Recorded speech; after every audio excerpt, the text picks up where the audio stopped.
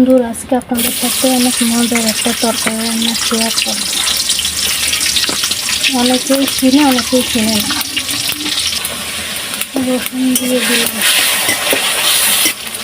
লবণ দিয়ে দিলাম, মরিচের গুঁড়ো, হলুদের গুঁড়ো, সামান্য একটু পানি, মশলাটা ভালোভাবে কষিয়ে নিই। জিরার গুঁড়ো, ধনিয়ার গুঁড়ো, এখন শুধু মাছ দিয়ে দেবো। কষানো হয়ে গেল মাছ, এখন উঠিয়ে নেব। এখন সেই বিখ্যাত সিমের বিচি দিয়ে দেবো, অনেক মজার। কষিয়ে নেব ভালো করে।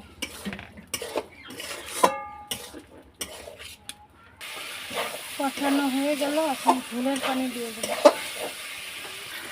আগে বেশি ভাপ দিয়ে নিয়েছিলাম, এখন অল্প পানি দেবো। এখন মাছটা দিয়ে দেবো। রান্না রেডি।